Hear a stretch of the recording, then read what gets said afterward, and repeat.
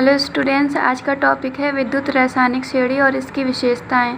तो यदि विभिन्न इलेक्ट्रोडों को उनके मानक इलेक्ट्रोड विभव के बढ़ते हुए क्रम में रखा जाए तो जो श्रेणी प्राप्त होती है उसे विद्युत रासायनिक श्रेणी कहते हैं।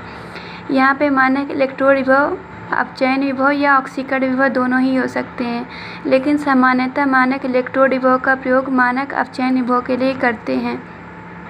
इस प्रकार से हम इसकी परिभाषा इस तरीके से भी दे सकते हैं कि विभिन्न इलेक्ट्रोडों को उनके मानक अपचयन विभव के बढ़ते हुए क्रम में रखने पर जो श्रेणी प्राप्त होती है उस श्रेणी को विद्युत रासायनिक श्रेणी कहते हैं।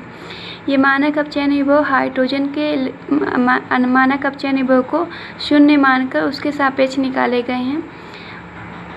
हम यहाँ देख सकते हैं कि हम तत्वों को 298 केल्विन ताप पर प्राप्त मानक अपचयन विभव के बढ़ते हुए क्रम में रखे हैं। तो हमें लिथियम से लेकर फ्लोरीन तक एक श्रेणी प्राप्त हुई है। तो इस श्रेणी को ही यहाँ फ्लोरीन तक श्रेणी प्राप्त हो रही है, तो इस श्रेणी को ही विद्युत रासायनिक श्रेणी कहेंगे।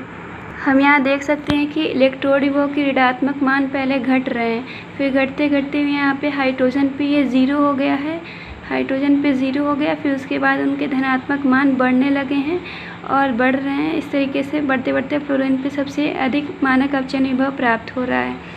तो हम यहाँ देख सकते हैं कि जो हाइड्रोजन से ऊपर के तत्व हैं उनके मानक अपचयन विभव ऋणात्मक हैं और जो हाइड्रोजन के नीचे के तत्व हैं उनके मानक अपचयन विभव धनात्मक हैं।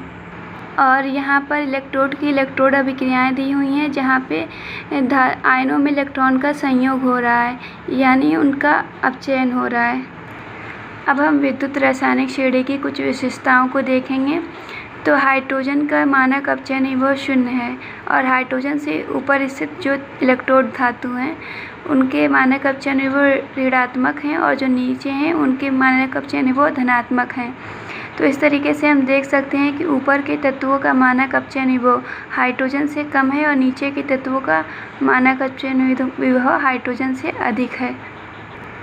तो इस प्रकार हाइड्रोजन से ऊपर स्थित तत्वों के मानक अपचयन विभव कम होंगे हाइड्रोजन से और नीचे के मानक अपचयन विभव अधिक होंगे।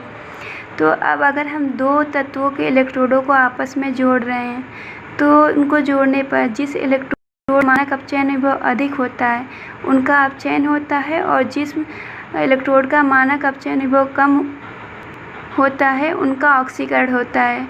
तो यानी मानक अपचयन विभव अधिक है तो अपचयन और कम होगा तो ऑक्सीकरण होगा।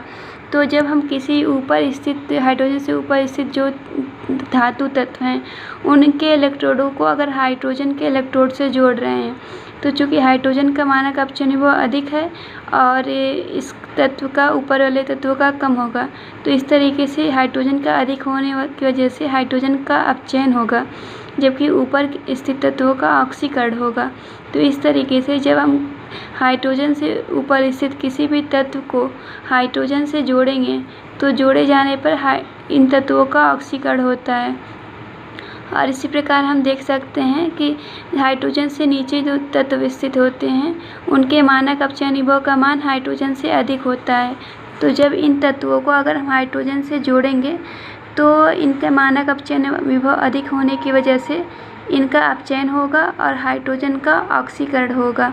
तो इस तरीके से हाइड्रोजन से नीचे स्थित तत्व को हाइड्रोजन से जोड़े जाने पर इनका अपचयन होगा।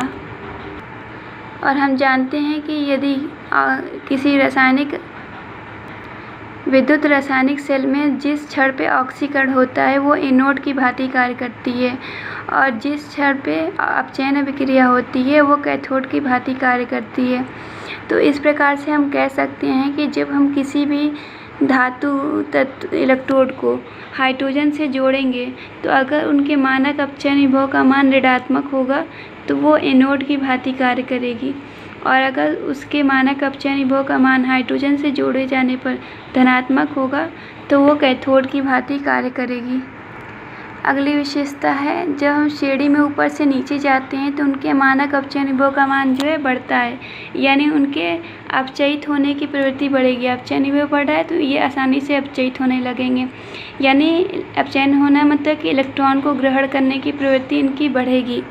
तो जब ये अपचयित होंगे तो जिस तत्व या यौगिक के साथ ये अभिक्रिया कर रहे होंगे उसको ऑक्सीकृत कर रहे होंगे और जो तत्व दूसरे को ऑक्सीकृत करते हैं खुद अपचयित होते हैं, उन्हें ऑक्सीकारक कहते हैं।